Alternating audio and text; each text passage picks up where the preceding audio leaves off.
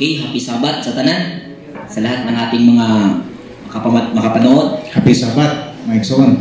Okay, paawanin po sa lahat ng mga sumubaybay sa ating programa sa bawat Biyernes ng gabi.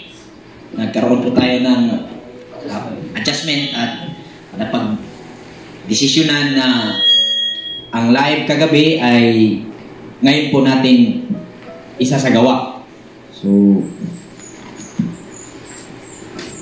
natapos po natin ang 1 Corinthians noong last Friday. So, ngayon po ay magsisimula tayo sa pangalawang sulat ni Pablo sa komunidad ng Corinto, na kung saan noon na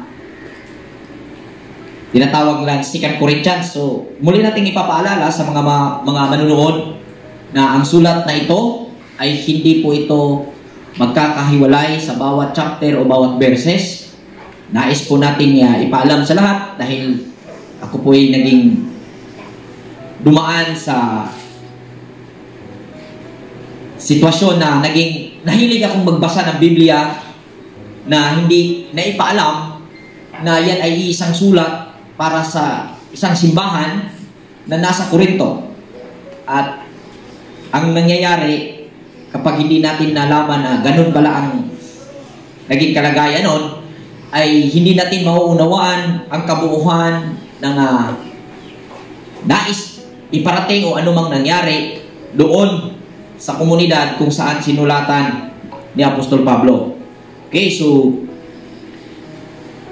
sa muli rin, ipaalala natin na hindi ang pag-aaral na ito ay base sa kung ano yung nabasa lamang, kundi nais nating linawin na base po ito sa babasa at kailangang uunawain, at yung nabasa ang babaybayin upang tingnan ang estado ng pangunawa ng nagsulat kung ano ang kanyang kalagayan o ang kalagayan ng komunidad na sinulatan at ano ang kabuuhan ng pananampalataya na meron sila. Sa pamamagitan ng ating analisasyon na gagawin tungkol sa nakasulat, ay ating pong tingnan o makita ang naging estado ng kanilang pananampalataya. So, hindi po sa pamamagitan ng nabasa at ating ibahagi na. Dahil kung ganun lang po ang ating gagawin, so, nabasa, lahat po ng tao ay nakaka-access na po upang makabasa sa Biblia. Available po ang Biblia sa mga app ngayon. Di ba po? Amen. Okay, so bago tayo magsimula, hanggang natin ang opening prayer ng ating kapatid, Brother Peter, para sa ating pag-uumpisa.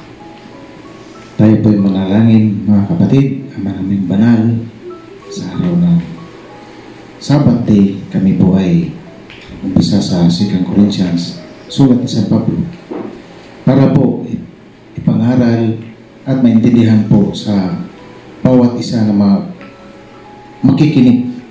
Amang banal, padala mo ang banal na Espiritu para linisin mo po ang bawat isa sa gustong makaintindi po. Ang lahat ng papuri at salamat ay tayong sa iyo lamang sa magitan ng bugtong anak na aming Isaya. Amen. Amen. So magsisimula po tayo. Verse 1 hanggang 3. Sabi dito, mula kay Pablo na isang apostol ni Kristo Jesus ayon sa kalooban ng Diyos, at mula rin sa ating kapatid na si Timoteo, para sa iglesia ng Diyos sa Corinto at sa mga hinirang ng Diyos na nasa buong Akaya. Sumainyo nawa ang pagpapala at ang kapayapaang mula sa Diyos na ating Ama at Panginoong Hesus Kristo. Purihin natin ang Diyos at Ama ng ating Panginoong Hesus Kristo, ang mahabaging Ama at Diyos na pinagmula ng lahat ng kaaliwan. Okay? Ito pala ang idea na naisulat dito ay hindi pala ito lahat kay Apostol Pablo. Dahil dito sa bungad ng 2 Corinthians na introduce kasama itong si Timoteo. So, nung ginawa ang sulat na ito, ang posibleng sitwasyon ay andun si Timoteo upang makapag-ambag ng idea kung ano ang mga kailangang ipapaalala sa mga mananampalataya ron bilang sila'y nakapaghukom o nakapagdesisyon na sila'y gumawa ng pangalawang sulat para sa nasabing iglesia na nasa Corinto. Okay, so marami po tayong napapansin na naging bukang bibig ng marami sa mga mananampalataya na kalooban ng Diyos na ikaw ay maging ganyan. Kalooban ng Diyos na ikaw ay maging pastor. Kalooban ng Diyos na ikaw ay naging kung ano man ang naging nakamit sa buhay. So, sa ganong sinasabi, Brother Peter, para bang ang tao ay predestined na kahit ano pa daw sikap mo, yan na yung nakaguhit sa palad mo. Amen ba? Amen. Parang lumalabas tuloy na kung ikaw ay gagawa ng mabuti, ngunit ang linya mo ay sa kasamaan, kahit anong sikap mo o kahit anong pilit mong gawin para ikaw ay makagawa ng kabutihan sa buhay mo dahil nakasulat na sa iyong kapalaran na ikaw ay nasa hanay ng kasamaan, wala kang magagawa. Kasi yun ang kalooban ng Diyos. Ngayon po, tingnan natin at alamin po natin kung ano itong kalooban ng Diyos na sinasabi. Yan po ang magiging tatalakayin natin. Una, dito sa first chapter ng Corinto, ng 2 Corinto. Dahil ang marami nag full-time worker, nag ano-anong mga ginagawa sa buhay na pinaniniwala niya ang kanyang sarili na yun ang kaloob ng Diyos sa kanya. Kaya may mga naging martir sa buhay, Brother Peter, dahil kaloob ng Diyos yun. Para bang kung gagawa siya ng paglabas roon, di niya magagawa dahil kaloob ng Diyos yun. So wala siyang magagawa dahil yun ang kaloob ng Diyos. So lahat yan ay tingnan natin dahil posibleng may mga punto naman dahil hindi yan masasabi ng tao kung wala siyang nakitang posibleng kadahilanan kung kaya't may ganun siyang nasabi. Ang nais po natin ay linawin kung bakit may ganun at bakit parang hindi rin. Sabihin lang, kalooban ng Diyos, kalooban ng tao yan. Dahil tao lang naman nagdesisyon na. Kahit gusto niya, pwede naman niya sabihin, kalooban ng Diyos to. Kahit kalooban ng Diyos, pwede niya kalooban ng tao. Di ba? Okay, so, basahin natin ang first verse na inilagay natin, Romans chapter 12, verse 2. Romans chapter 12, verse 2. Huwag kayong makiayon sa takbo ng mundong ito. Mag-iba kayo sa pamamagitan ng pagbabago ng inyong pag-isip upang maunawaan ninyo ang kalooban ng Diyos, kung ano ang mabuti, kalugod-lugod at ganap na kalooban niya. Okay. So sa punto, ating makikita na isinulat ni Apostol Pablo sa mga mananampalataya sa Roma ang tungkol rin sa kalooban ng Diyos. Ang sabi, huwag kayong makiayon sa takbo ng mundong ito. Mag-iba kayo sa pamamagitan ng pagbago ng inyong pag-iisip upang maunawaan ninyo ang kalooban ng Diyos. Ang kalooban ng Diyos ating makikita kung i-aanalisa natin sa talata natin kinuha ngayon sa Roma. Hindi ito makukuha sa ibang taong magsasalita.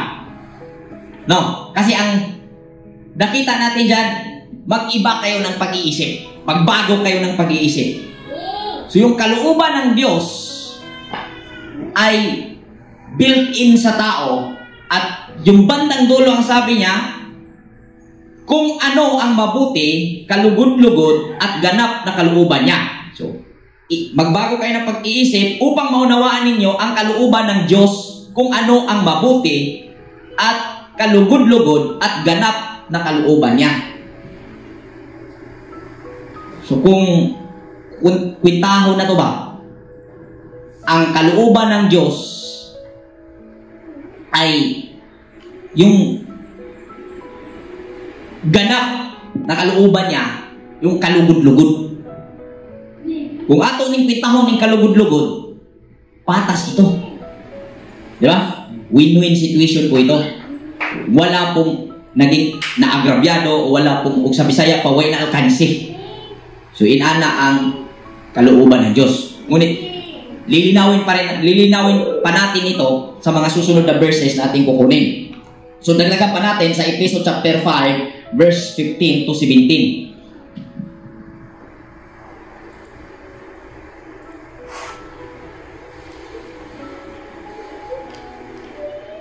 Kaya ang punto manggunaan ng mga igsoon, kaning naimo nga apostolis si Apostol Pablo tungod sa kabubuton sa Ginoo, nakabubuton sa Dios. Kay ato nang tukion, yan po ang ating aalamin kung paano mo masasabi na yung sitwasyon mo ngayon, hindi lang kasi pagka-apostol o ano man ang naging function mo ngayon sa buhay mo, kung paano nangyari na ikaw ay naging ganyan. At pwede mong ideklara na nangyari yan dahil kalooban ng Diyos.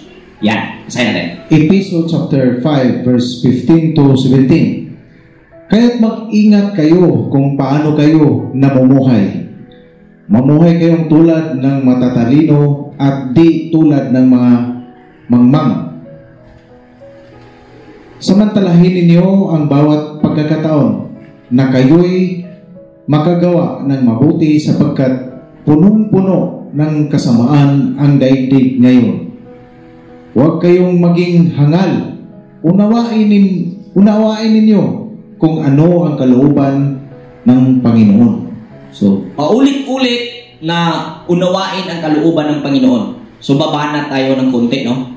Madalas na ituro ng relihiyon o na ituro ng mga pinuno ng relihiyon, hindi po isang relihiyon, mga relihiyon po ito, na kung ano yung kanilang naging, sabihin natin, doktrina, yun yung kalooban ng Diyos. Diba? Ngunit, si Apostol Pablo, ating makikita dito, hindi niya sinabi na ituro nila ang kalooban ng Diyos. Kundi, unawain ninyo. Magkaiba po yun. At pagka sinabing unawain ninyo, hindi po ito pumatungkol doon sa nagbahagi. Kundi, tungkol po sa nakinig na binahagian. Dahil kung ang pag-uusapan tungkol sa nagbahagi, given na. Ando na. Ginawa na niya. Kasi, sa part ni Apostol Pablo, naunawaan na niya ang kalooban ng Diyos kung kaya't ginawa niya na magbahagi sa naunawaan niyang kalooban ng Diyos sa kanya. Amen. Okay? So, hindi naman lahat ng tao ang trabaho o ang function niya sa buhay ay parehas ni Apostol Pablo na magsasabi. So, kaya nga sinabi, sa isang katawan, iba-iba yung function. Hindi pwedeng sabihin ng kamay na pag nasugatan yung paa, problema mo na yan. Hindi rin pwedeng sabihin ng mata kapag nasasaktan ang kanyang paa, sabihin niyan, kita man ko, pero tunog manggig ka diha. Lima na nimo. Ibig sabihin, magkakaiba yung function sa bawat parte ng katawan, ngunit ito'y iisa. Ito yung pagkakaiba ng yakid at ikad. Di ba po? Ang yakid, talagang usarag yun. Isa lang. Pag sinabing ekad, Elohim ekad, pag sinabing ang Diyos usa, daghan nga nagkahiusa. Consider gapon siyang usa. Okay? So, ganun po ang punto. So, pag sinabing kalooban, naging puhunan ito ng mga mangangaral upang sabihan ang member na kalooban ng Diyos, brother, na ikaw ay mga awit sa Diyos. Sabi ni Bro Idoy, naging pamaraan ito sa manipulasyon, sa pagmamanipula. Magsikap ka, brother. Patuloy ka, pag-pray namin yung negosyo, pagpapalain, dahil kalooban ng Diyos, napunta ka dito at may negosyo ka para tustusan ang pangangailangan ng komunidad.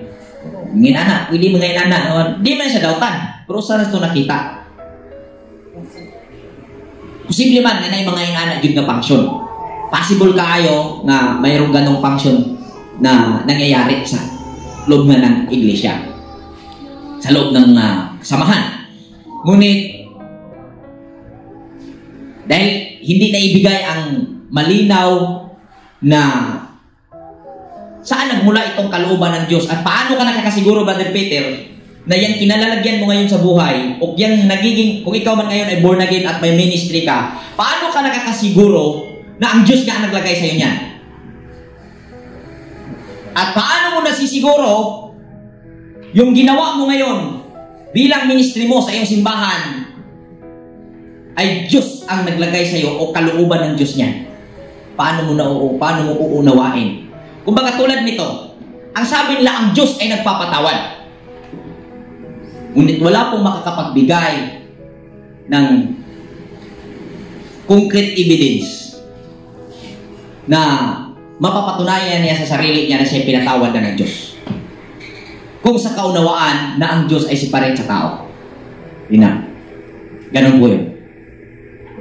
Kung ang paniniwala mo ay ang Diyos separate sa iyo, siya ay may kaharian sa likod ng alapaap,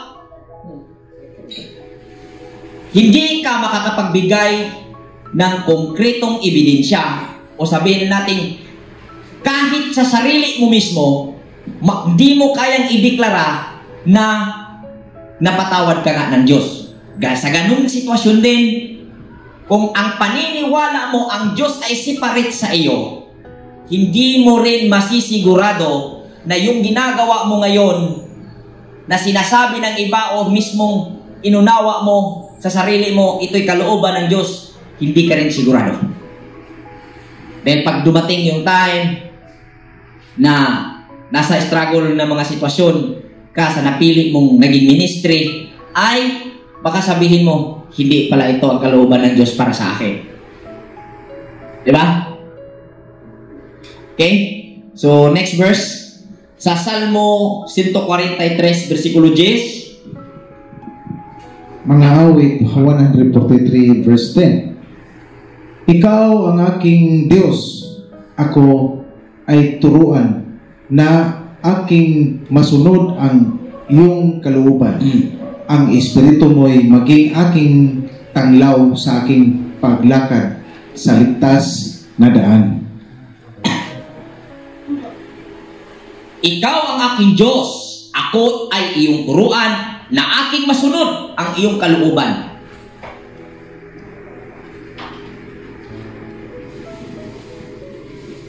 Ang nangyari,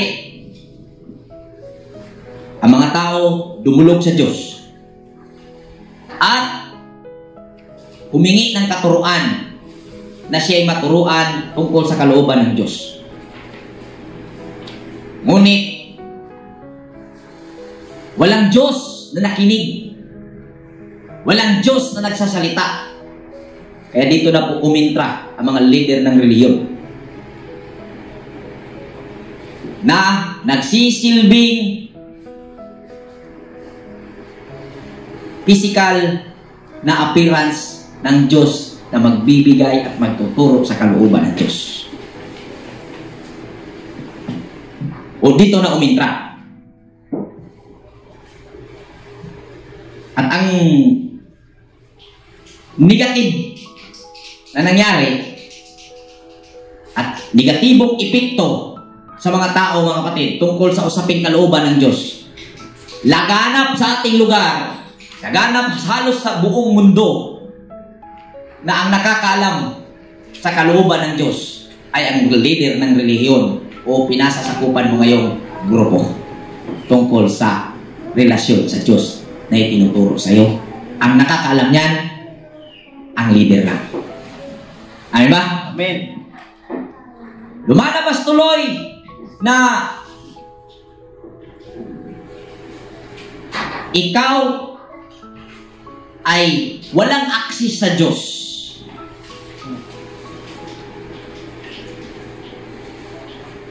At madalas na kinuntra ito ng mga protestante. Sila unang kumontra nito. Ayaw nila na ang tao ay manalangin dadaan sa tao. Tulad ng pangungumpisal na isinasagawa ng Romano Katoliko. Okay? Ngunit, ang protestante, mas masaklap ang nangyari. Kasi, binigyan kanila ng kalayaan sa loob ng halwa na konkreto. Hawla. Bakit? Pagkasi hindi bigay na pwede yung gawin, hindi mula sa leader, di po pwedeng gawin. Di pwedeng gawin. Pag nag-attend ka ng ibang simbahan, ang turing sa'yo, ikaw ay nakakagawa ng spiritual fornication. Nakigilawas ka daw sa espirituhanon nga paagi ug mas ngilngig ug makauulaw ug sa lawayon kining maong butang. Okay?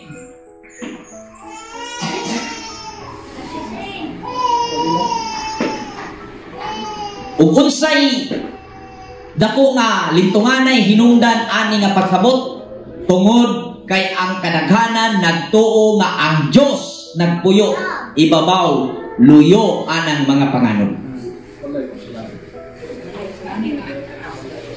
Ikan pagkabata, kantahan ng tag, balay ko sa langit, sidlak-sidlak, na ada luyos panganon.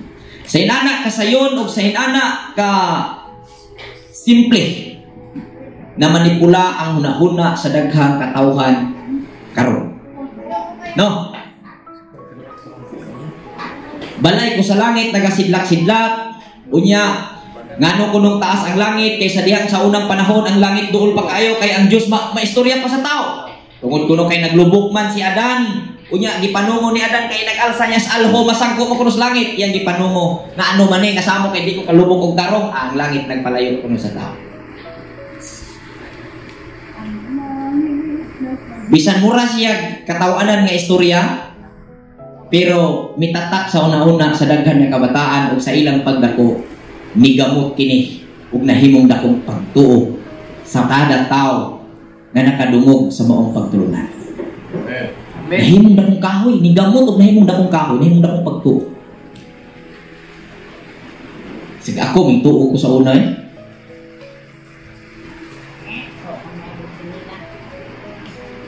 So, unsa man yun yung kalooban ng Diyos? Bakit nasabi ni Pablo na kasi sumulat ito si yung tagasulat niya ang paniniwala ng mga scholar, si Juan Marcos daw ito. So, hindi mismo si Pablo ang sumulat. Pero ito'y sulat niya. Ito'y, kumbaga ang nag-arrange nito ay si Juan Marcos. So, si Pablo ang nagbigay ng, ito yung mensahe. Kumbaga, mayroong sekretary, ang tawag nun? Tagasulat. So, ang... Scriptwriter. Oo. Tawag nun? Scriptwriter. Scriptwriter. So, ito man yung Brother Peter. Mula kay Pablo na isang apostol ni Kristo Jesus ayon sa kalooban ng Diyos.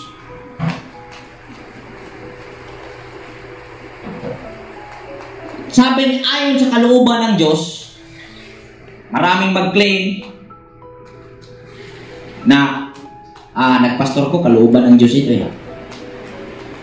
Ito yung gagawin ko, kalooban ng Diyos ito eh.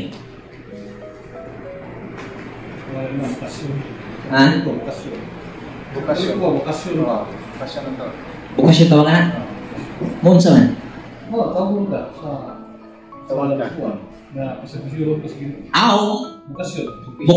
Bukasyon de tawag na. Sa sa Christian, tatawagin ka para sa ministry. Okay. Kuling yun, may kuling ka. Ito yung ministry. Kaana din na.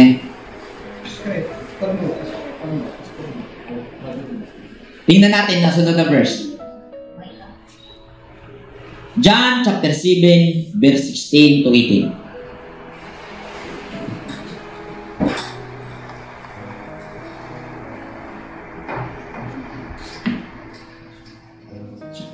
Kalooban ng Diyos.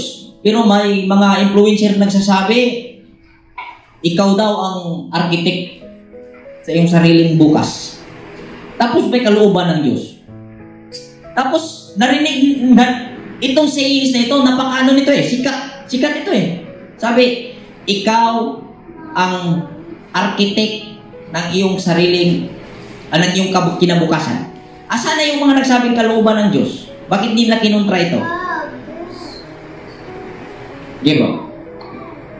Juan City, verse 16 to 18. Kaya't sinabi ni Jesus, hindi sa akin ang itinuturo ko, kundi sa nagsugo sa akin. Kung ang talagang nais ni ninumang sumunod sa kalooban ng Diyos, malalaman niya kung ang itinuturo ko'y mula nga sa Diyos. Amen. O kung ang sinasabi ko ay galing lamang sa akin. Okay. Verse 18. Ang nagtuturo na galing sa sarili niyang kaisipan ay naghangad ng sariling karangalan. Ngunit ang taong naghangad na maparangalan ang nagsugo sa kanya ay taong tapat at hindi sinungaling. Kani, nakakilhanan. So bantay tani no? Kinahanglan dire kita magbabinan tayo. Kay naghatag og tip ang Hesukristo nga gituohan sa kadaghanan nga mao ang Dios. Naghatag siya tip ato bisayon. Ingon diri sa 16. Si Jesus mitubag, ang akong gitudlo dili ako kun dili sa Dios nga nagpadala kanako. Ang buot magbuhat sa gisugo sa Diyos mahibalo kung ang akong gitudlo gikan ba sa Diyos o nagsulti ba lamang ako sa kaugalingon kong pagbuot. Ang nagsulti sa kaugalingon niyang pagbuot nagtinguha sa iyang kaugalingong dungog. Apan ang nagtinguha pagpasidungog sa nagsugo kaniya matinun-anon og dili bakako. Dahilanan nga kinahanglan kailangan nating maging vigilante sa naging tip na hit na binigay ba na kung ang isang nagtuturo o ang ang una yung inano dito ang nakikinig sa kanya na may kagustuhang sumunod sa kalooban ng Diyos ay mauunawaan niya. na siya ay nagtuturo na hindi galing sa sarili. Ngunit, kung babalik na rin natin, kung ang nais mo sa iyong paglingkod sa Diyos ay maparusahan ng mga masasama, hindi ikaw ang sinasabi ni Jesucristo o ng Misaya ito. Pansinin niyo madalas ang mga taong nasa relihiyon ngayon naghihintay at sinasabi nila, lipay lang mo, maabot ang iyong adlaw, isugba mo sa linaw at kalayo. I-assist ninyo unsay nasiyang kasing-kasing. Musunod ka bumuton sa Diyos o gustong silutan ang mga misupak sa Diyos? Lahat mo na.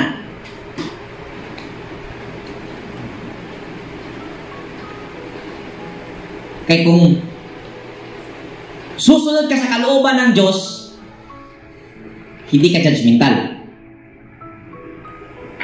Pero kung nais mong parusahan ang akala mong sumuway sa kalooban ng Diyos, self-righteous ka.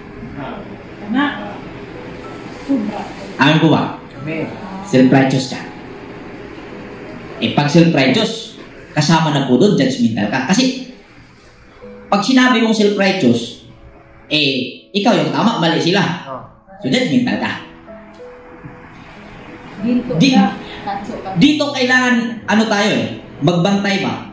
Kay, mangyari na ang inakala nating kahayag, yung liwanag, paano kaya kung yung inakala mong liwanag ay dilim pala? Kasi parang maganda rin maganda rin pakinggan ba na diskurso si pastor, diskurso si ministro, huwag kayong mag-alala dahil papalapit na nababalik ang ating Panginoong Hesus at ang mga lahat ng sumuway at hindi sumunod sa kanyang kalooban ay tatapon sa dagat-dagatang apoy. Naman, umalis na naman yung emosyon ng mga listener, mga member. Tapos, claim na sila yung tama. Pag uwi sa bahay, tingin sa mga kapitbahay at sa mga kapatid na hindi kaalib ng kanyang relihiyon o ng kanyang sekta, ang tingin niya, abot rin po yung adlaw. Sumbangos kalayo. Ngaway pagkapalong. Hain God. Muna atong batayan. Nganong nakainginana man si Bro Rui o ang Torah community? Bakit nasabi namin na ganun? Dahil galing din kami sa reliyon. Na gustong, parang pag ikaw kasi ay naging attentive, lahat ng gathering sa church, lahat ng activity sa church, presente ka doon, aktibo ka, hindi naman yun masama, tama man yun. Pero pag sa relihiyon na doktrina ang naging sanhi, kung kaya ikaw ay naging attentive roon, kung kaya ikaw ay naging aktibo roon dahil sa relihiyong doktrinang itinuro sa iyo na pag nasunod mo iyon, ikaw ay kakaiba na sa lahat. Maliban sa kasama mo, parehas kayo, pero sa labas sa iyong samahan ay kakaiba kayo, self-righteous kayo. Di man ninyo aminin, pero yan talaga ang kalalabasan sa inyo. Tama ba, Brother Peter? Amen. Sumay gutaan na. Natanaw tos tao, gagmahin kayo kakita, pinili. Gagmay raman daw ni Bill. Di ba? So, ang ilhanan, ang palatandaan tungkol sa kalooban ng Diyos ay sa nagsasabi sa kalooban ng Diyos. Ang makakaunawa sa nagsasabi sa kalooban ng Diyos ay ang nagtatamo ng dalisay na hangarin sa buhay. Ano mang impormasyon na marinig mo,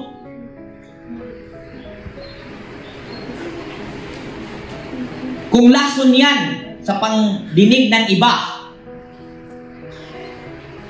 at ikaw ay nakakarinig yan at nakamit mo ang kaloob ng Diyos sa iyo, yung lason magiging vitamin sa iyo.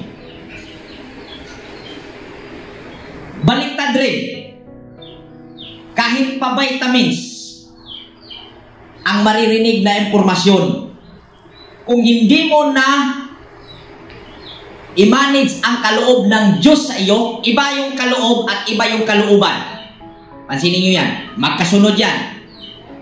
Mauunawaan mo ang kalooban kung naiintindihan mo ang kaloob ng Diyos sa iyo. Bukang bibig naman ang mga mangaral, lahat ng tao nakatanggap ng kaloob ng Diyos. Bawat tao nakatanggap ng kaloob ng Diyos. Malakas mo sabi, Amen! Anong kaloob ng Diyos? Yan ang hindi alam. Basta ang alam nila nakatanggap lang. Kailangan mong maintindihan ang kaloob ng Diyos at kalaunan mauunawaan mo ang kanyang kalooban. Amen po ba? Proverbs chapter 3 verse 5 to 10. Mangaral chapter 3 verse 5 to 10. Ang panahon ng pagkakalat ng mga bato at panahon ng pagtitipon sa mga ito, ang panahon ng pagyayakap at panahon ng paglalayo. Version bro. Kawikaan yan. Mga ngaral yan. Kawikaan bro. Kawikaan.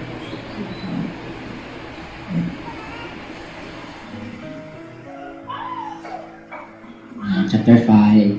Chapter 3. Chapter 3 verse 5. Pasok ko yun. Kawikaan chapter 3 verse 5 to 10. Kay Hawa ka magtiwala buong puso at lubusan, at huwag kang mananangan sa sariling karunungan. Sa lahat ng iyong gagawin, siya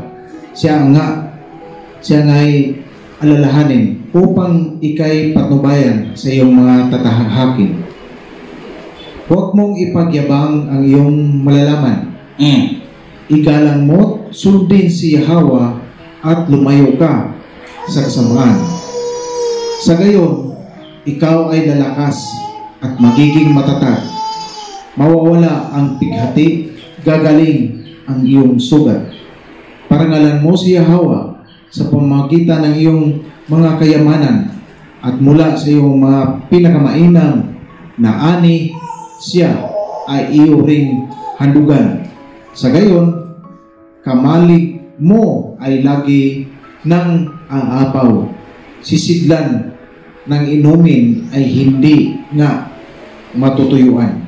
Okay. So, ang sinabing ani, dulot ng hindi iwala sa sariling kaalaman, ay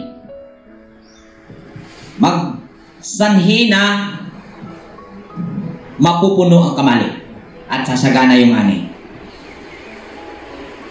Ang ani, hindi ito tumutukoy una sa kung ano yung literal na ani na tinitingnan habang nabasa ito. Okay, so ang ani na tinutukoy dito, ang ani po sa Eden. Ang ani po sa lupa na ito. Hindi po ang itinanim gamit ang katawang ito na nagtatanim literally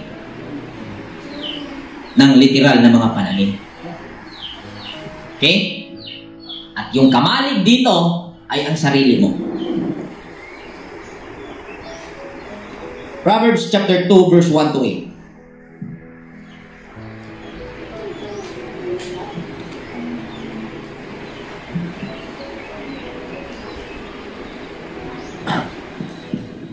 Kawikaan chapter 2, verse 1 to 8. Aking anak, ang mga pangarap ko ay dinggin mo, at ang aking mga utos ingatan, at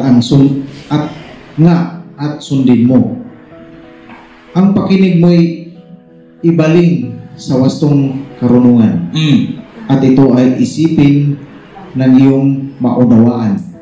Pagsikapan mong hanapin ang tunay na kaalaman, pangunaway pilitin mong makita at masumpungan.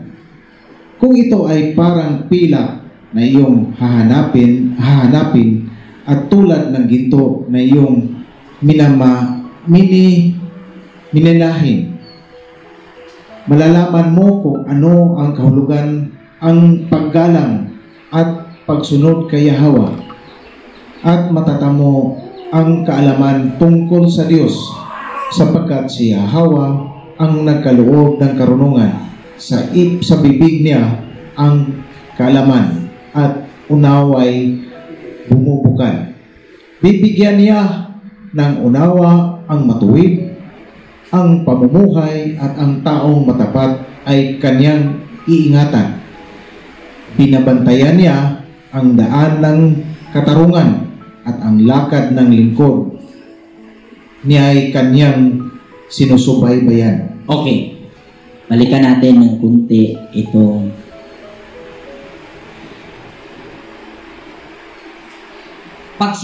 pagsikapan mong hanapin ang tunay na kaalaman. Pag-unaway pilitin na makita na masumpungan. Kung ito ay parang pilak, ay iyong hahanapin at tulad ng ginto na iyong miminahin. Malaman mo kung ano ang kahulugan ng paggalang sa Yahweh. Ano yung term nito? Sa the beginning of the fear of Yahweh. The fear of Yahweh. The fear of Yahweh is the beginning of wisdom. Kung Bisayon, ang kahadlok sa Yahweh mo'y sinugdanan sa kaalam. No, wala mingon kahadloki si Yahweh og magmaalamon ka. Lahi na. Ang sinabi, kung tatagalogin natin, ang pagkatakot sa Panginoon ang simula ng karunungan. Hindi sinabi, matakot ka sa Panginoon at ikaw ay magkaroon ng karunungan.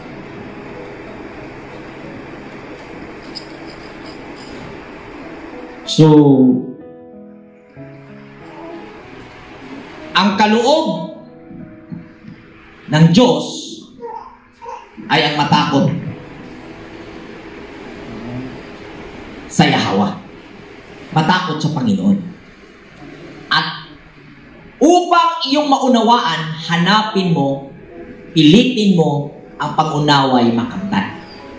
So sa paghahanap sa kalooban ng Diyos,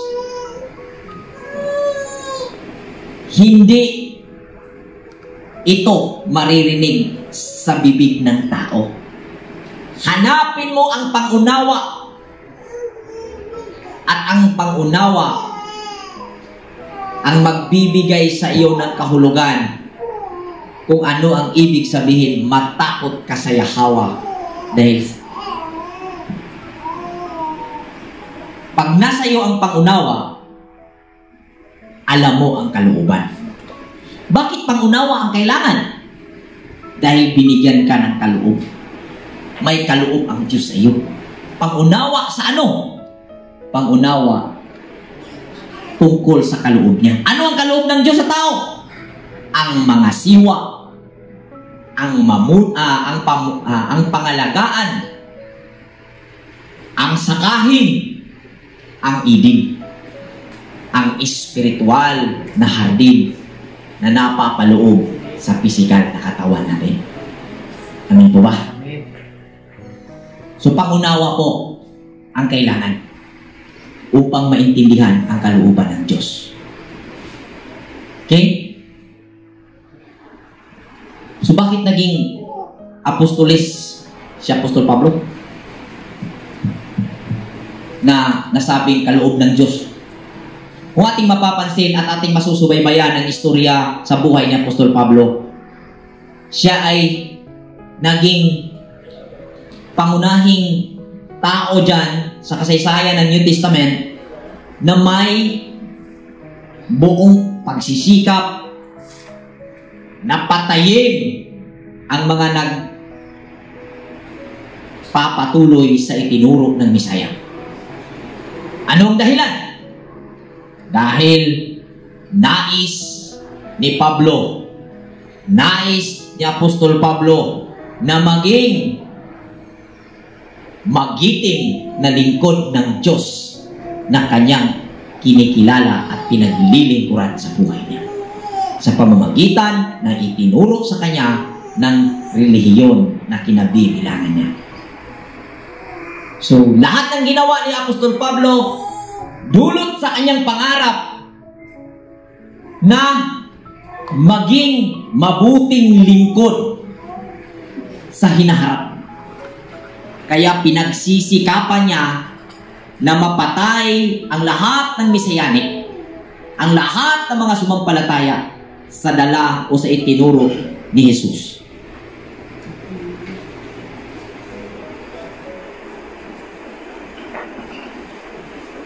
Ang kalooban ng Diyos ay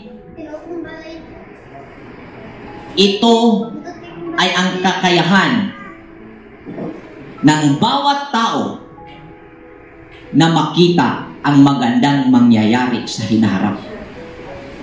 Lahat ng tao may pangarap at imahinasyon tuwing siya'y nasa kabataan.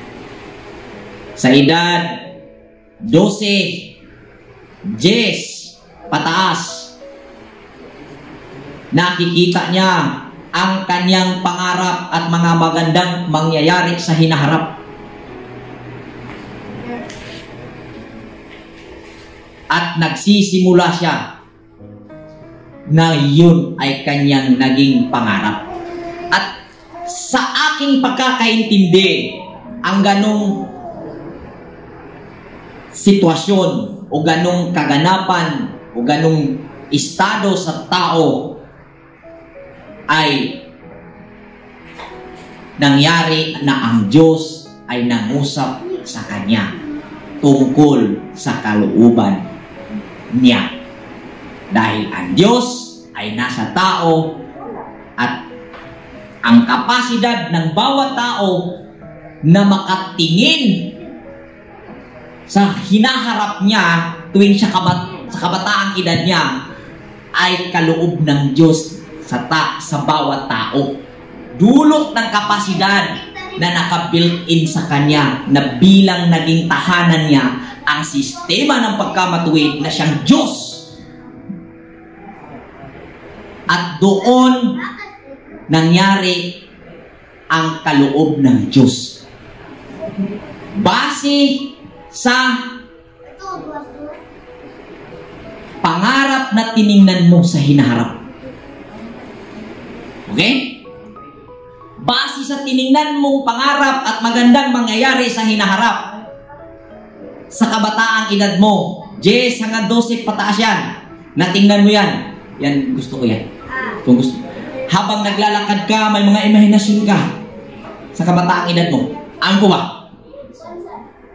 Yan po ang kapasidad ng tao na makausap ang Diyos sa sistema na naging tahanan niya na siyang Diyos.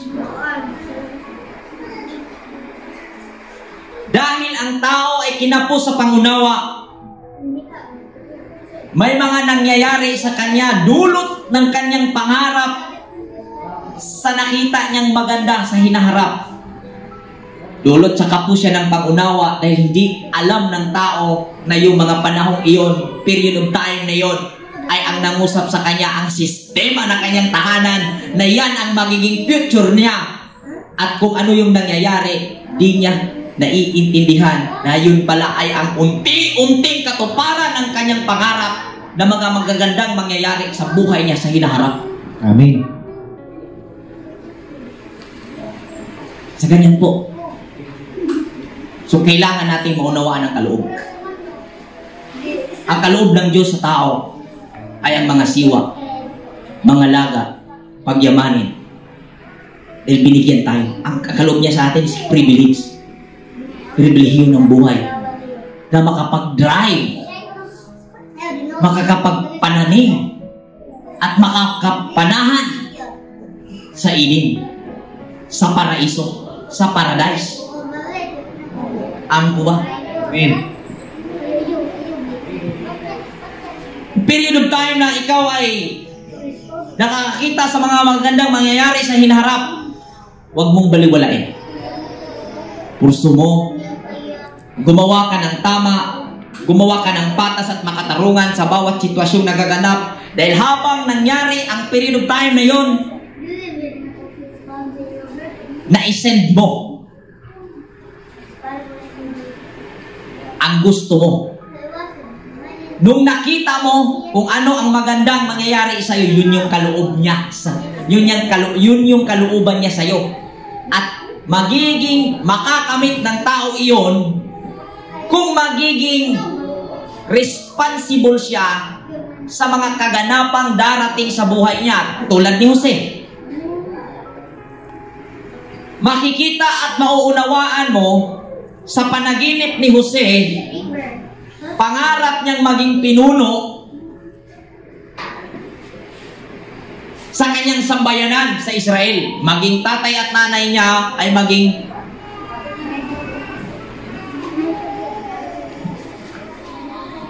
magpakita sa kanya ng pagpapasako.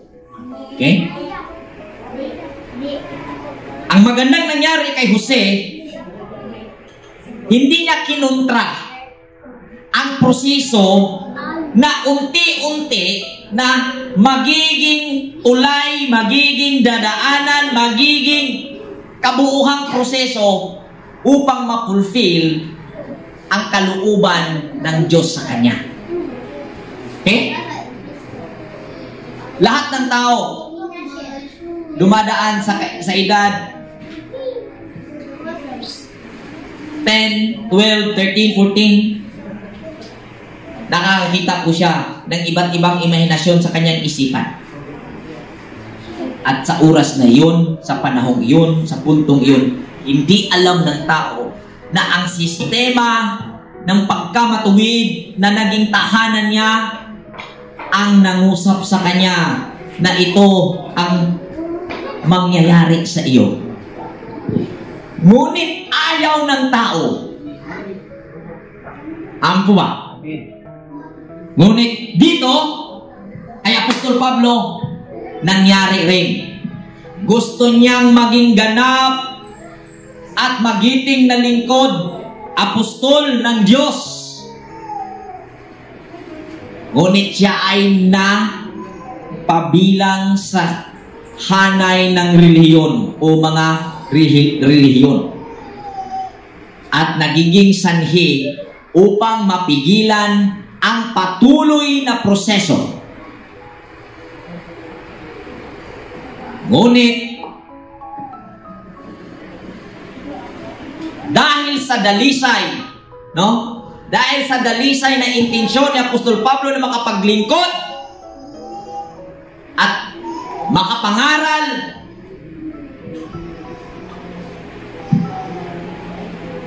nagiging puhunan iyon upang maintindihan niya ang lahat ng kanyang ibinahagi sa Korinto. At sinabi, apostol ni Kristo Jesus ayon sa kalooban ng Diyos. Ibig sabihin, matagal ang kalooban ng Diyos. Yan yung mga magagandang nakikita mo sa hinaharap. Sa kapanahunan ng iyong kabataan, ipinakita sa iyo ang mga mangyayari sa iyo. Ngunit dahil walang nagtuturo sa tao, kinuntra niya ang unti-unting proseso sa paraang hindi siya naging patas at makatarungan sa pagtugon sa mga sitwasyon na nasa kanyang harapan, naantala at nasira o sinira ng tao ang kalooban ng Diyos sa kanya. Amen. Amen po ba? Amen. Amen. Amen po ba? Amen. matuto po tayong magiging responsable sa lahat ng sitwasyon na dumarating sa atin. Dahil ang kalooban ng Diyos ay maging patas tayo at makatarungan.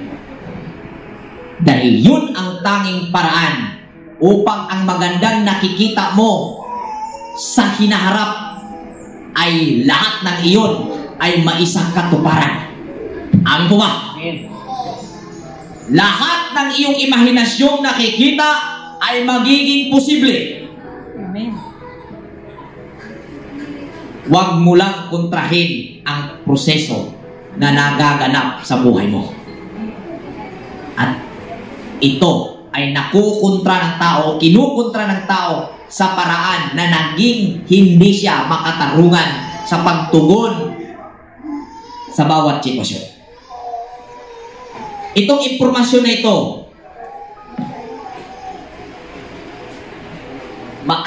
makakapaunawa ito sa iyo na ang lahat ng nangyari ay proseso. Hindi natin kontrolado ang mangyayari mamaya, bukas, o sa susunod na mga araw, o sa susunod na mga taon, linggo, buwan. Ngunit ang talagang kontrolado natin 100% ang paano tayo tumugon sa bawat sitwasyon na darating. Amin po ba? Amen. At yan po ang kalooban niya, ang maging patas tayo at maging makatarungan. Dahil ang kalooban niya na maging mabuti ang buhay natin sa hinaharap. Lahat ng iyong nakikita sa iyong kabataang edad na magagandang nakikita na akala mo wala lang. Bakit di ka ba nagtataka sa edad mong 10, 12, 13, 14, 16? Diyan nagaganap ang maraming imahinasyon habang ikay naglalakad sa daan. Nakikita mo ang iyong kinabukasan. Ito yung mangyayari, napakaganda kaya nito. Pero hindi mo mapapaniwalaan. Bakit? Akala mo kathang isip lang, naglalaro ang iyong isipan. Pero produkto yan ng matuwid na sistema, perpektong sistema, paraisong sistema na iyong pinanangahanan. Kinausap ka ng Diyos na iyan ang iyong kinabukasan. Ipinapaalam sa iyo ahead of time. Ano po ba? Pero bakit nasira? Naging kinontra ng bawat tao ang mga sitwasyon na dumarating sa kanya sa anong paraan. Hindi siya naging makatarungan. Bakit? Self-righteous ang tao. Ako yung tama. Mali sila. Ang tao choose to be right, not to be kind.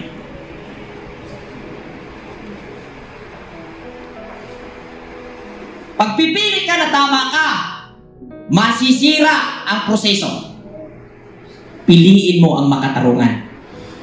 Magaganap sa buhay ng tao ang kalooban ng Diyos na ipinapaalam sa kanya sa kabataan niya. Huwag kang maniwala na ang kalooban ng Diyos ay maiintindihan mo at maririnig mo sa iyong pastor. Ikaw at ang Diyos ang nagkausap sa mga panahon na nakikita mo ang mga magagandang mangyayari sa iyong buhay sa hinaharap. Alam mo yan. Normal sa bawat tao nangyayari sa ganyang sa edad. Ano ba? Sa mga nandito, nakakapag-ganon ba? At edad 10, 12, 14, 16, sa ganyang mga edad, marami kang imahinasyon kahit naghuhugas ka ng plato. Nakikita mo iyong sarili sa kinaharap. Mga magagandang bukas, mga magagandang kaganapan mangyayari. Ipinapaalam yan. Na yan ang mga magagandang mangyayari sa iyo at kalooban niya yan sa iyo. Pero bakit hindi nangyari?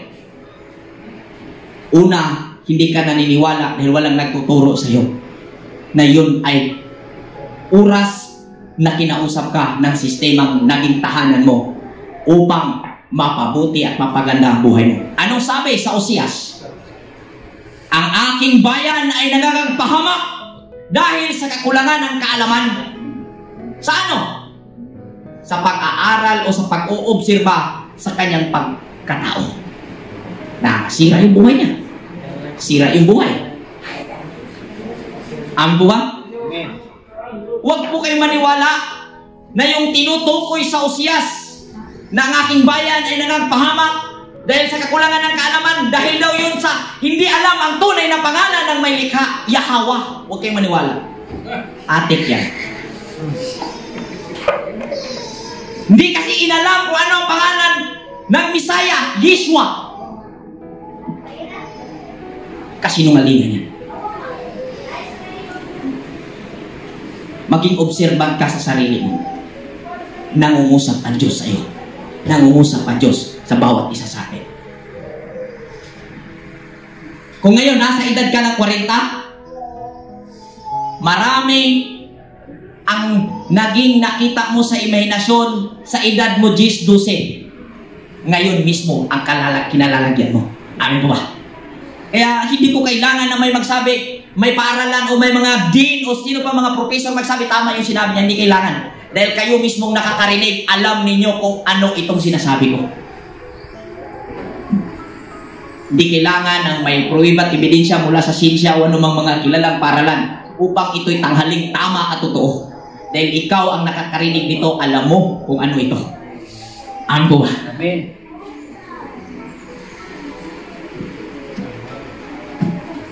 Daghan kayo. Nga, sa una, nakita naman ko sa kong imahinasyon sa kong pagkabatanon. Nahitabo man karon.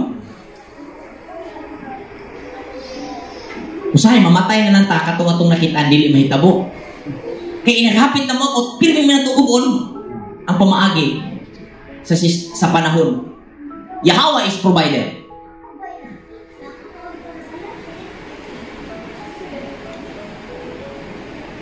Elohim is creator. Messiah, mediator.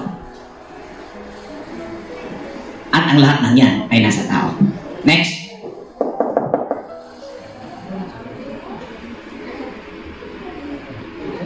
Paano to yung next? Bago yung operator natin ha.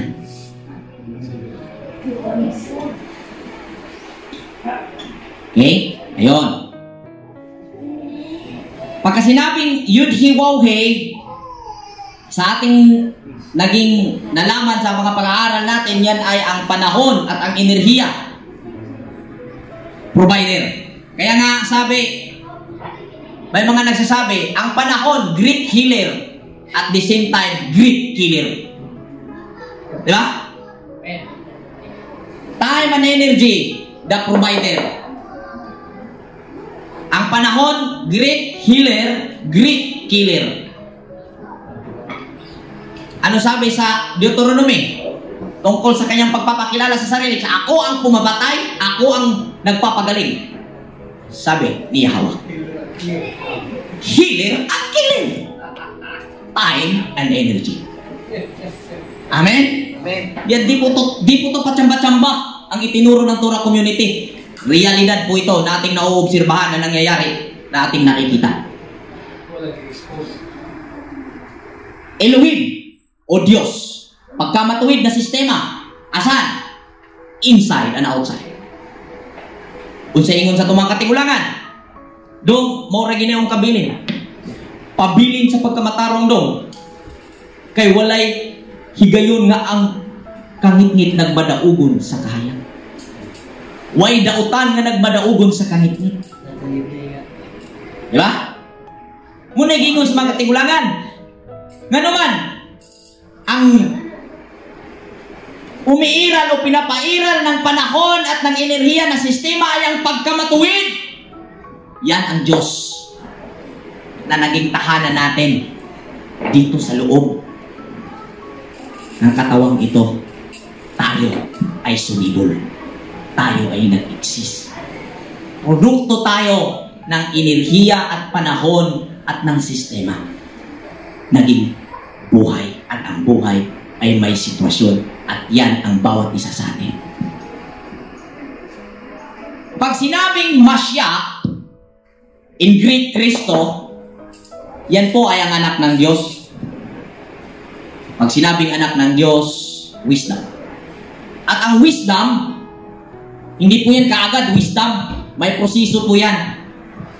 Sa kabataan, ano ang meron sa bata? Sa infant, instinct. Tama po ba? Kaya umiyak yan eh. Pag nagugutom, instinct niya, umiyak siya. Gutom siya. May instinct ang bata. Sunod, bakit arrogante yung mga bata na sa edad 14, 15, 12, pa 20? Bakit arrogante? Sisimula ang kanyang intellect. Nadibilog. Mula sa instinct, pag nag-mature yung instinct, may initiative sa gitna. Pagkatapos, nag-proceed siya sa intellect. Pagkatapos na naman instinct, nag-proceed sa intuition. Ang nangyari sa tao, nabaliwala ito. Kaya, nakakagawa siya ng hindi makatarungang pagtugon sa mga sitwasyon na kung saan yun yung ultimatum na proseso na magiging magaganap yung mga magagandang nakikita niya sa hinaharap nung siya ay nasa kabataang edad. Amin po ba? Tingnan mo si Jose. Kabataan niya, sabi niya, tay, kita ko yung buwan, araw, at ang 11 bituin, yumuyuko sa akin. Pangarap ni Jose na pamunuan ang kaniyang pamamahay sa posibilidad na nakita ayon sa pangunguna ng ating pag-aaral ni Brother Alban, hindi nagkakasundo ang pamilya dahil maraming ang asawa si Jacob. At ang posible po nun, discriminated yung mga anak ng katulong. Kaya, pag may espiritu ka na dalisay, pag may desire ka na dalisay, gusto mo patas eh. Kaya, naging nabuong pangarap yun sa pagkatao, sa kabataang edad, o sa kabataang isip ni Jose. Pamunuan ko ang bayan ito. Pamunuan ko ang pamilyang ito. With pure intention. Hindi naman masama ang mangarap kang mamuno. With pure intention. Kung mangarap kang muno, parang, ako'y busing-busing. Ngigan mo. Magpastor ko, kaya hindi kay pastor. Dool kay chicks. Dagan kay kasawang pastor kasagaran. Ay maglimod kay bawaan mo daan.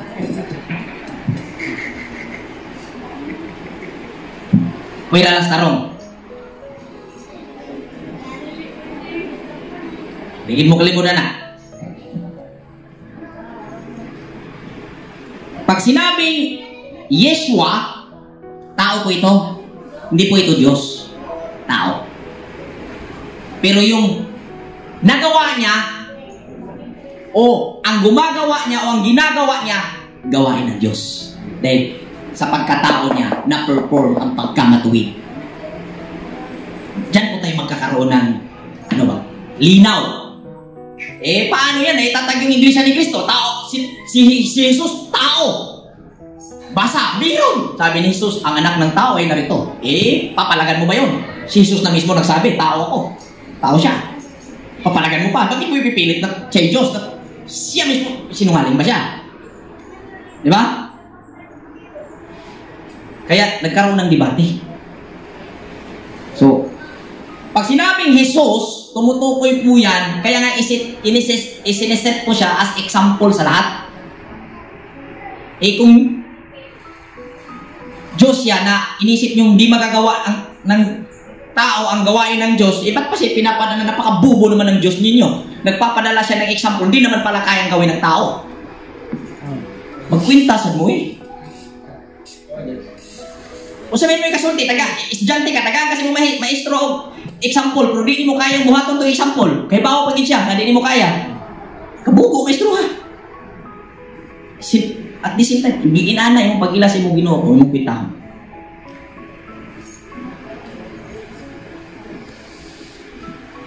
Next.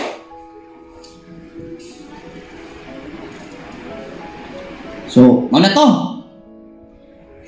Time and energy, mo ni si Yahweh. Mo ning gikagubtan nga ang kalooban ng Diyos, malaman ang pangalan, ay tuwa na. Mo nang time and energy. May matakatarungan at patas kang paggamit sa iyong panahon at ang iyong enerhiya. Sabi nga, no, sa ating anong pag-aaral, ito yung tunay na currency. Ito yung tunay na yaman ng tao. Precious than gold. Righteousness. Iluhin. Masya.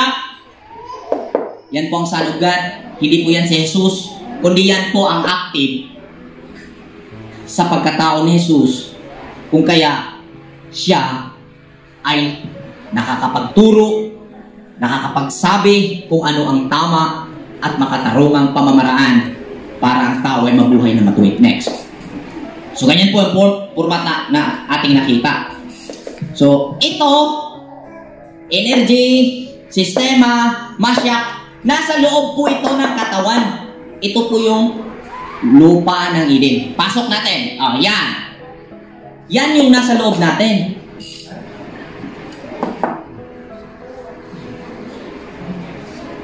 Wala po itong yudhiwawhi, si Jesus, at saka yung Diyos. Wala yan doon sa alapaap. Ayan sa yung pagkatay. Ano po yan? Yang energy, yang sistema ng yung katawan, at yang unawa na sinasabi, yan po ang Kristo. Kaya sikapin mong mahanap ang unawa, pilitin mo. Kaya ang sabi, masikip ang daan tungo sa langit. Dahil tamad ang tao umunawa. Di ta kabasol sa mga pare o pastor. Mingon man dayon. Tudluan sa pastor, ay lang daghan may kuti-kuti pastor. Sunod lang mingon sa imong itudlo, ikaw lima naman. Hindi may kurtaw. Padayon na niya sa putaan ka na mo. Kaya nakita na mo pastor nga, ikaw yung gitubyanan sa Diyos anay para magtudlo na mo. Oh, malikibaw siya. Ang pastor, di nakabalibad kay mursig na hatsit siya. Kini pa, naikwarta niya, busing-busing pa, kaya di ganahan. Kung saan na makaingong ka, mirisi sa dinyo, di mo kasabot. Tapulan mo. Mo bitaw na sa katong nabasa na ko quote na ang messenger kay bawo siya unsang message. Ug kadto kung receiver, more po nakasabot sa iyang message by frequency to.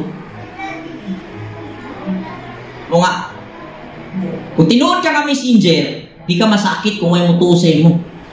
Buti pasabot ka ng mga tao na dili same frequency sa inyo. Good. Mo na inahitabo.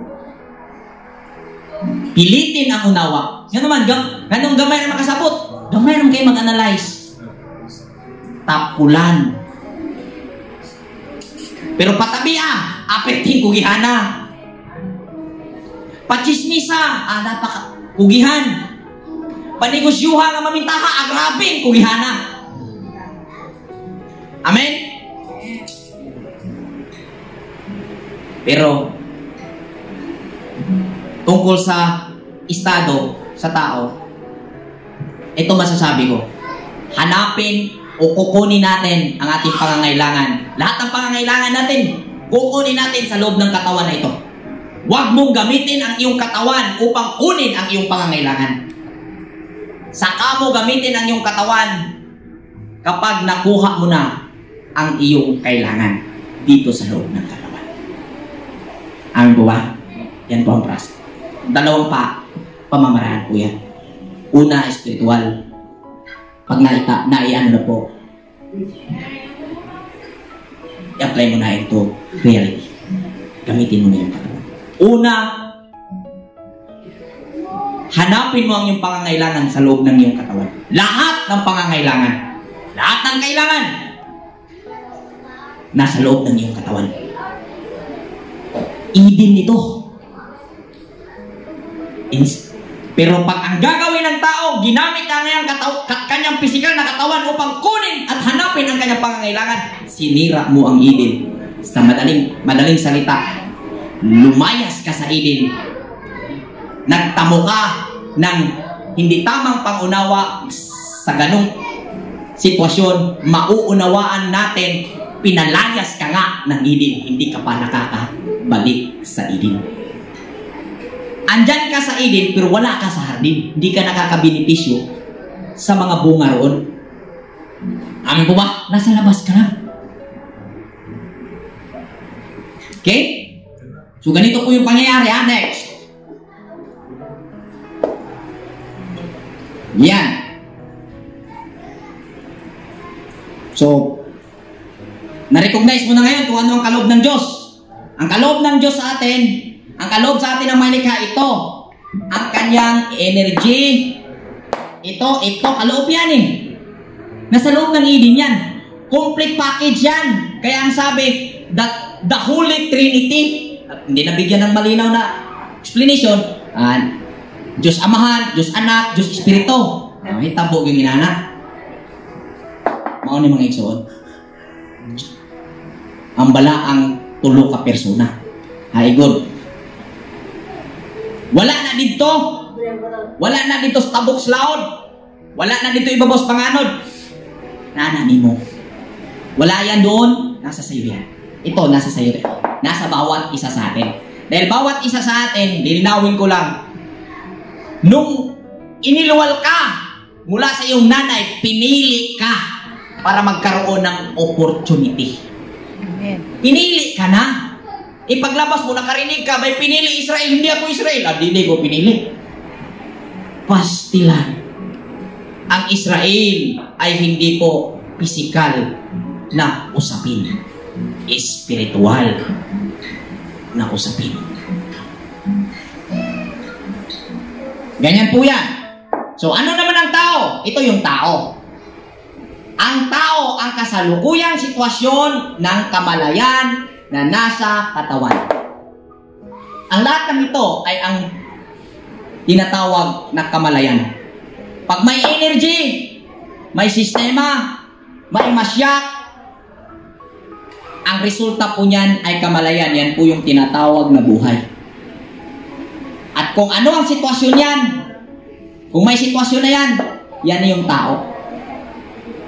At ang sitwasyon nito, kung paano niya ginamit ito, yun ang sitwasyon niya. Pili lang ka na may doon ka sitwasyon. Mamunga o di mamunga. Ingnon lang nato tanan, nagtanong. Nagtanong tanan, namunga, naidaot, napoy dili. Dili tas di daot. Amen? Amen. Okay, next. Paspas na na, dili dugay anis. Say, inaano niya tayo sa ating mga kapighatian upang sa pamamagitan ng kaaliwang tinanggap natin sa Kanya ay makatulong naman tayo sa mga nahahapis. Sapagkat kung gaano karami ang aming paghihirap dahil sa aming pakikipag-isa kay Kristo, gayon din naman karami ang aming kaaliwan kay Kristo. So, kung ganahan ka nga daghang kalipay, daghan siya kay pagantos. Kay ang kalipay, produktong las pagantos. Asa may mong gusto, una kalipay, human antos. Ibig sabihin, pag ang iyong pinaglalabanan ngayon, ang iyong pinagsisikapan ngayon ay para sa katarungan at hustisya, ang results po niyan ay kaaliwan. Pero pag ang nilalabanan mo ngayon at pinagsisikapan ay para sa kaaliwan ng sarili mo lang, ang resulta po niyan, kapighatian. So mamili ka lang, alin ang una mong gusto mo itamasa sa buhay. Baka sariling kaligayahan, una mong maranasan, tapos bukas kapighatian na nag-iisa ka lang? O ngayon pinaglalabanan mo ang paghihirap dahil gusto mo ng katarungan? Asa man paglalaban sa paghihirap, kada bitong sakto mong ko, pero ako ning ipugos, biskwidyo man. Paano ka naghihirap nun? Pinahirapan ka ba ng iyong katunggali? Hindi. Pinahirapan ka o nahirapan ka upang i-overcome ang bunsod ng iyong damdamin at ng iyong isipan upang mapanatiling nasa gitna ang katarungan. Pag nagawa mo yon, kaaliwang napakalaki. Napakaliit ng paghihirap sa kaaliwang na iyong nakikita. Makalimutan mo ang hirap na iyong pinagdaanan kapag nasa kaaliwan ka. Dulot ng katarungan na ginagawa mo sa buhay. Pero pag nagawa mo yung kaaliwan sa sarili mo, hindi mo maiisip kung gaano kasarap yung aliw sa mga oras na nasa kapigatian ka at paghihirap. Amen ba? Yan kasimple lang. Pili ng anak. Kaya't matibay ang aming pag-asa para sa inyo sapagkat alam namin kung paano kahati kayo sa aming kahirapan. Maging kahati rin kayo ng aming kaaliwan. Mga kapatid, nais naming malaman ninyo ang mga kapigatiang dinanas namin sa Asia. Kanang Asia ha, din tao na Pilipinas ha, kaya mamasangil na ba na sila kaya Pablo manggugunaw sa no perdisyon pag-aras Pilipinas naman kuno instinct sa Holy Spirit kay diri mo kuno moabot katong messenger mo sa una pa lang kuno gipahirapan as Pablo mo kuno karon pahirapan sa kuno gyapon mo nga nitong Pablo. Asia before ngayon ano to? Turkey. Binuang mo na yung Asia dako kay na kontinent na dako kayo. Bisan kay ng Israel Asia na. Kapatid, mga kapatid, nais naming malaman ninyo ang mga kapigatiang dinanas namin sa Asia. Napakabigat ng aming dinanas. Ano pat, akala namin ay mamamatay na kami. Yung pagkamatay dito na sinasabi, posibleng physical, posible ring spiritual. Una, spiritual na halos hindi na nila makayanan ang nangyari na persecute sa kanila ba? Persecute yung lutos ba? Sa pag ano Tagalog ano? O pang-aapi. Panggigipit. Para kaming hinatulan ng kamatayan, subalit nangyari yon upang huwag kaming manalig sa aming sarili. Yun po yung binasa natin kanina.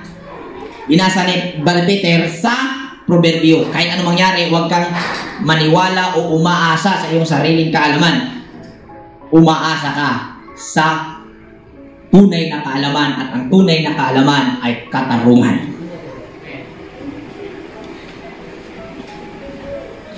Iniligtas niya kami sa malagim na kamatayan at patuloy na iniligtas kami, umaasa rin sa patuloy niya kaming ililigtas. Sa tulong ng iyong mga panalangin, sa gayon marami ang mga nagpapasalamat sa Diyos dahil sa pagpapala niya sa amin bilang tugon sa panalangin ng marami. So, panalangin po, hindi po yung nakaluhod ka at sinabi mo tapos na. Mayroon pong kailangan kang pagkaisahin. Okay? Ang pagluhod at pagpapatira pa at may oras kung anong oras na mo sasagawa ang iyong debosyon ay silyo ng iyong pananampalataya. Ngunit wala pong makapagsabi na mali yung sa kanya, tama yung sa akin dahil ito yung tamang posisyon ng pagkatara pa at ito yung tamang oras na ilabasa sa Biblia. Hindi po yun ang basihan.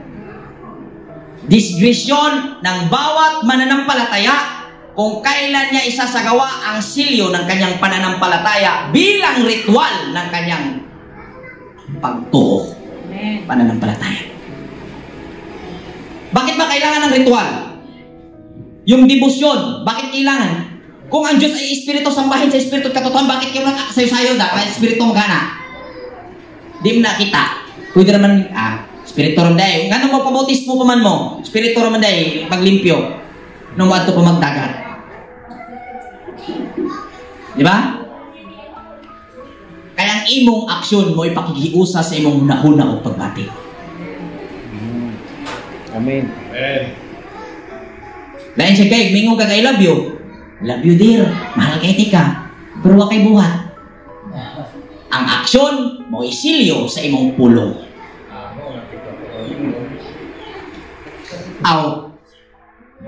Subukin ko lang doon, kung ang imong pagto taman ra sa hunahuna o pagbati, way laing pulong tigpakarning nun ka. Tinuod na. Mo gyud. Kay ang silyo sa pagtuo nga naa sa hunahunaw sa kasing-kasing, buhat man. Mo nga ang debosyon way makahukom ana. Kung ang iyong debosyon ay ikaw ay nagdadasal sa alas 9, alas 5, anong oras yung primo, ano yung oras yung bikat mo? Walang pwede magsabi, di yan tamang oras kasi bad energy, kasi pababa na yung araw. Pastilan. Habang iyong isa sa gawa ang panalangin at sinasabi dito, ang maibabahagi ko, ang maisishare ko, pagkaisahin mo ang iyong isipan at ang iyong damdamin. Magsagawa ka ng debosyon. At habang isinasagawa mo ang iyong debosyon, ano man yun, may oras kang, itong mga oras na ito, tapat ka roon. At kung paano ka naglagay ng rules sa iyong pangunawa, pag magawa ko ito, habang gagawin ko ito sa loob ng 7 araw, mangyayari ito. Sa paraang nagagawa ko ito, itong physical, yung spiritual na pangarap kong napakalaki sa pamamagitan ng pakikipag-isa ng aking lakas, pamamagitan ng pagsagawa ko ng ritual sa debusyong ito, ay magkatotoo. Yan po ang kakayahan ng bawat tao na naiwawaglit ng tao. Diba simple? Kaya nung maghalad pa man si Abraham, ano maghalad pa man si Moises, ano maghalad pa man si Aaron, kundi pa importante ang ritual. Sa itong Diyos na sa una buguon, na karon reto nun. So nasa una, dili high-tech, karon high-tech. Sa walay pagduha-duha, ang ritual, ang seremonyas, importante, o ang pagtulunan, sulod sa seremonyas, importante. Ngayon nga po bang nabantayan, no? Ang atong mga kaigsuunan, samtang gitudlo ang espirituhan ng mga kahulugan, naghinahinay og sibog sa mga ritual nga buluhaton sa matag pista, kay espirituhanon kuno nga pagtulunan ang importante. Haigon. Yan ang aking napapansin, lalo pa sa ating mga kapatiran sa malalayo. Di man siguro sa mga gumagawa, okay, pero yung senses natin nag-alarm na habang naituro yung spiritual essence ng Torah ay naglalamig yung physical na gawain. Amin mo ba? Bakit? Noong hindi pa alam ang spiritual na essence, napaka-agresibo na pumunta sa pista, pumunta sa mga naituturing na pinaluluwag ko natin yung Torah. Pero huwag nyo namang pinaluluwag yung Torah sa pamamagitan ng awareness kung ano yung tama at dapat. Pero huwag nyo namang samantalahin para makagawa kayo ng hindi tama. Amen ba? Alam ng bawat isa sa atin kung ano ang kaya natin gawin bilang silyo ng ating pananampalataya. Dako kayo mong pagtuo, pero huwag kayo ibuhat. Mahimo din na.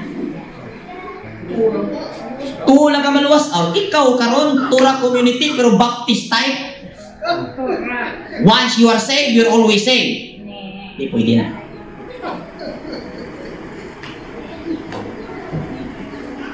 Amen?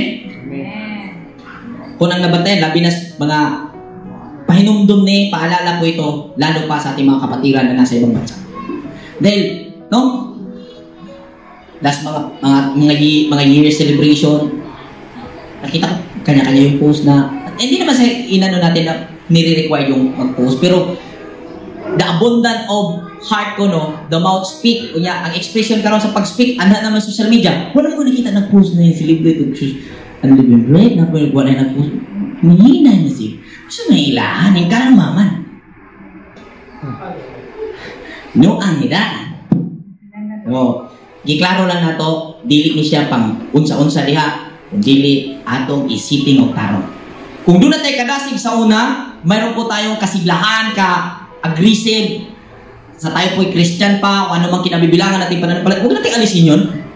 Kung gaano yung pakikipaghalubilo mo sa iyong kapwa, paingtingin mo, pagandahin mo pa. Kung kaya mong i-times, ipilo-pilo, gawin mo. Kung sa bang hitabuan nga nakadawat sa espirituhan ng kahulugan, di naman ganahan mo buhat sa physical na aktibidad. nga kining physical nga aktibidad, silyo man kanis imong espirituhan nga nasabtan may tungod sa pagtulunan. Ano na?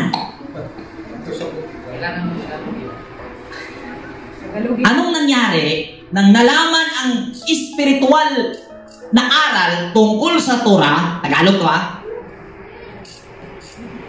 naging sanhi pa upang manlamig sa physical na activity.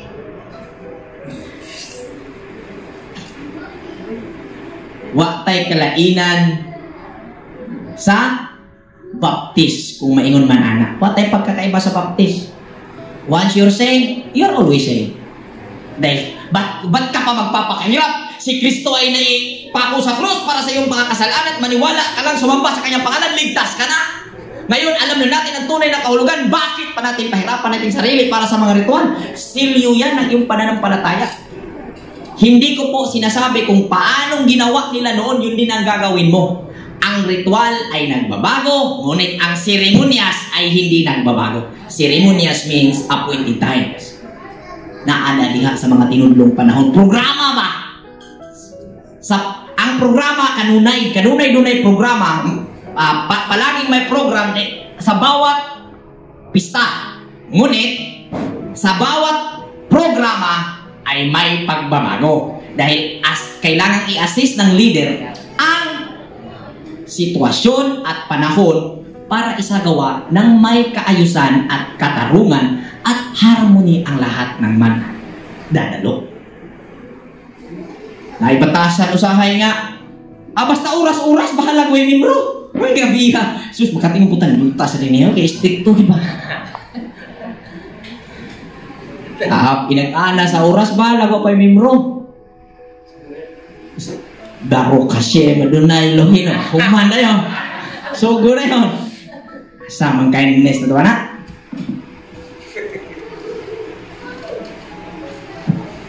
So, prayer, pagkaisahin ang narinig, yung naunawaan, dulot ng narinig na aral, naunawaan, ilagay sa pandama, means itanim, at silyuhan sa pamamagitan ng aksyon. At yung aksyon, ritual yun. Gawin mo ito, devotion ko to sa pinaniniwalaan ko mangyari. Gawin ko yung pagpupuri ko, dito nga panalangin ko, gawin ko, magpupuri ako every 4 a.m. for 21 days. Dahil may hiniling ako. Yun yung silyo niya ng kanyang hiniling. Iba pa yung prayer niya na daily. Dinagdag niya yun para sa special na hiniling. Doon niya ilalagay. Kasi yun na yung sinasabi ko kanina na lahat ng pangangailangan natin, kunin natin sa loob, dito sa loob ng katawan natin. I mean, gawin natin na i-attract yung darating sa pamamagitan ng ating paggamit ng ating kakayahan na ibinigay sa atin. Amen? Amen. Next. Ito ang aming pinagmamalaki at pinapatunayan naman ng aming budhi. Tapat at walang pagkukunwari. Tapat at walang pagkukunwari. Ang aming pakikisama sa lahat. Tapat at walang pagkukunwari ang aming pakikisama sa lahat. Why pagpakaroon nun? Lalo na sa inyo. Subalit, nagawa namin ito sa tulong ng Diyos at hindi sa pamamagitan ng karunungan ng tao. Kaya kung imo na buhaton mo yung nga, respitar lang ko, pakitang tao. Buhaton mo tungod sa imong tinguha, putli na tinguha, gawin mo ang pakikipag sandurot, ano ba tawag? Pakikitungo sa tao.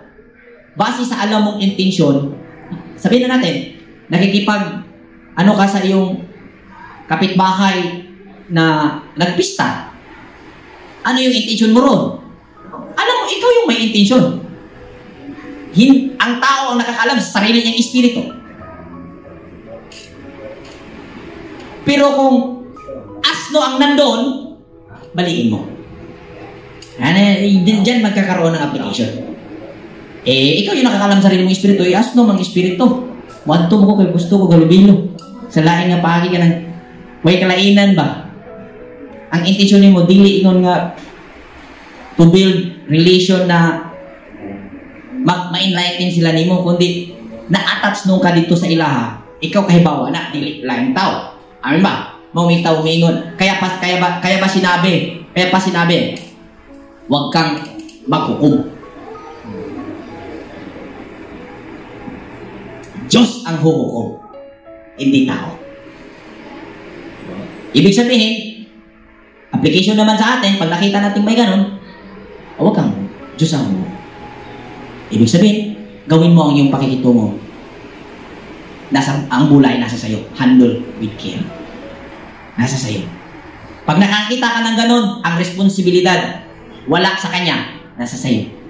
Kasi may sumibol na pangunaw, pagkakaintindi sa iyo anong ginagawa niya, kailangan magkaroon ka ng dalisay na intention tuwing ikaw ay makikipag-convocation sa kanya, makikipag-usap sa kanya, makikitungo sa kanya. Purify your intention. Kaya kung dili, maunay kasi mong tari. Nya. Sa akong naobserbahan, sa akong na-practice, kinisilisun. Kining ayaw pagpakaroon nun, pirting lisura. Kaya may yung gawa ni pagpakaroon nun ako, siguro nanay resistance. Tinuod. Tugatas tinuod ka na may yung tangaway pagpakaroon nun. Na ay gamay na su. Nya. Maan namang garbo nga. Gugmaan ako gamay, ako'y bahalag padako. Abunuhan ka. Di ba? Mo na sa lahat ng naobserbahan ko, pagpapakunwari, ang pinaka dapat careful tayo dahil doon nasisira yung ipinapadalang kaganapan, proseso na magandang nakikita nating mangyayari sa ating buhay sa hinaharap. Dahil nasisira, una na naging sanhi, pagpapakunwari. Magiging tapat po tayo una sa sarili. Dahil kung tapat ka sa iyong sarili, tapat ka sa Diyos. Dahil nananahan ka, ang sarili mo ay ang Diyos. Ikaw ay produkto ng iyong sarili. At ang sarili mo ay ang Diyos. Amen? Huwag kayong maniwala na ang tao ay tahanan ng Diyos. Pag gumagawa ng tao, ang tao ng tama, ang Diyos ay mananahan. Huwag kang maniwala. Tao ang nananahan sa Diyos. Masama ka man o mabuti, talagang nananahan ka sa Diyos. Dahil kapag gagawa ka ng masama, may masamang mangyayari sa iyo. Yan ang patunay na ikaw ay nananahan sa Diyos. Sinasalungat mo ang tahanan mo matuwid. Kaya ka nasisira kapag hindi ka gumagawa ng tama. Kaya ang tao ay nananahan sa Diyos, hindi ang Diyos ang nananahan sa tao. Kasi pag ganun po, ang Diyos ay nananahan sa tao, kailangan kang pumasok ng reliyon upang imbitahan ang Diyos na pumasok sa buhay mo. Kalukuhan. Pumasok ka ng reliyon, imbitahin ka. Para bigyan ka ng kaparaanan, doktrina, para ang Diyos ay imbitahan sa buhay mo. Sin kayo ng invitation sa langit. Ngunit umasa akong nauunawaan din ninyo kami upang sa araw-araw ng ating Panginoong Hesus ay maipagmalaki ninyo kami kung paanong ipinagmalaki namin kayo. Ito yung mga inspiration sa kabila ng pangangaral o pagtutuwid na ginawa ni Pablo sa kanila. Ni-recognize ni Pablo kung ano, hindi man ulog-ulog. Kaya namay mo sundugan mga pastor, ulog-ulogan na membro kay Pinablo kung style. God! Itong ginawa ni Apostol Pablo, hindi ito pambubula. Kung ano ang kailangang purihin sa buhay ng tao, purihin niya. Parangalan niya, i-recognize niya. Pero kung ano yung hindi tama, ituwid niya. Dahil hindi pwedeng magtalukbong ang mga ngaral tuwing nagsasalita sa harap ng marami. At ang talukbong na yon ay hindi ito. Yung pong pagpipigil at naglilimita sa salita upang hindi masaktan ang gumagawa ng hindi tama. Dahil sigaw ng masasama, ibigin mo kami. At pag inibig mo kaming masasama, ikaw ay tunay at totoong mabuti. Huwag kang maniwala. Next. Dahil sa natitiyak ko ito, binalak kong pumunta muna diyan upang lalo kayong pagpalain. Pagpalain ng ano? Dasig. Kasi mag-impart ng teaching si Pablo ng kanyang mga karanasan at i-enhance yung kanilang sarili. Hindi para aasa lang sila kay Pablo, kundi i-enhance yung anong nasa kanila. Kumbaga, may sasakyan ba? Yung mga taga-Korinto, example lang, may sasakyan. Pero yung technician ng sasakyan ay si Pablo. Ganun ba? Siya yung nakakaalam. Dahil parehas sila ng brand. Siya talaga yung technician. So, i-inspire para ibig sabihin, hindi dahil kay Pablo lamang, kundi nagiging nagpapakitang ehemplo para magawa din nila ang kanilang sarili. Hindi ibig sabihin na dahil kay Pablo, magawa nila ang kanilang sarili, kundi magiging ehemplo. Dahil kahit wala si Apostol Pablo, mayroong unlimited na pamamaraan ang Diyos. At ang puhunan mo ay ang desire. Sino ba nagtundo ni Abraham para musamba sa Diyos na may likha ng langit at lupa? Napay ni Adto nagwali? Ingnon na si ano? Si Melchizedek. Siya magtundo ni Melchizedek. Di na mahuman ko pang tanak. Yung di na abro siya tundo Mexico. Ana suwat? Awam din na suwat. Why not tundo? Nga physical na tao. Kaya si Melchizedek mismo, dili tao.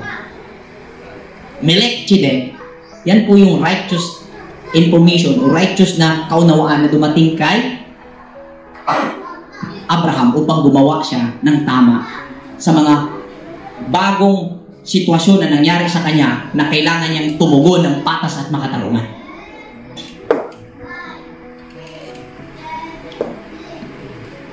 Ang anak ng Diyos na si Jesucristo na ipinangaral namin ni Silvano, Timoteo ay hindi oo at hindi dahil lagi siyang oo.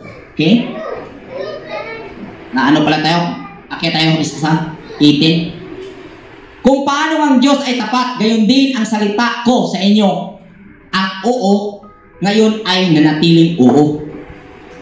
Ang anak ng Diyos na si Jesucristo ay ipinangaral namin ni Silvano at Timoteo ay hindi oo at hindi dahil lagi siyang oo. Baga, kung ating tingnan, bakit nakakapagbitiw ng ganyang statement si Pablo sa sulat niya? Posibleng mayroong mga kritik sa kanya. Kaya siya, huwag man iklaro, bago-bago man siya huna-huna. Nag-usap-usap man na. Iyan man yung gibirahan. Kaya possible din yan na nakikita ng mga kritiko sa atin. Klaro ito rin kumite, may kayong storya. Sunod buwan, lain sa nagpagtulunan. Siyempre. Sugot ka, karatuwi ka. Grade 1 ka, next year, grade 1 ka po ka. Hindi pwede. Gusto mo yung mag-graduate ka, muli alam mo ba? Gusto mo sa valedictorian, o sa kadekada, sa pila na, sa 100 years, 1 century. 1 century, grade 1 kayo. Valedictorian, 100 years, grade 1. Pagkat kay Kristo ang lahat ng pangako ng Diyos ay palaging oo dahil sa Kanya nakakasagot tayo ng amen para sa kaluluhati ng Diyos. So yung Kristo dito na sinasabi ay ang unawa na kung saan sinabi kanina sa proverbio, binasa ni Brother Peter, sikapin at pilitin mong makamit ang unawa. Sikapin mong makamit ang Kristo. Unawa po ito eh. At ang unawa, by ano po yan? By panahon, by level, at sa uri ng tao. Uri ng estado ng pamumuhay. Lahat.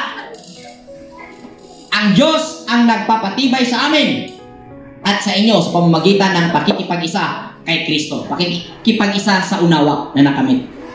At ang unawa, may proseso po siya. Ito po yung analysis. At lahat ng hindi tama na nakikita, mawawala pag dumating ang bago. Yan po ang process. Kaya, huwag kayong mag-alala. Alam namin ang ginagawa namin kung kaya kami nagbabago ng aral. Next year, may pagbabago. Pero hindi pagbabago para mapapasama. Kundi nagbabago para sa ikabubuti at sa ikalalago ng aming pananampalataya. Next. Tapos na yata. Nilagyan niya kami ng kanyang tatak.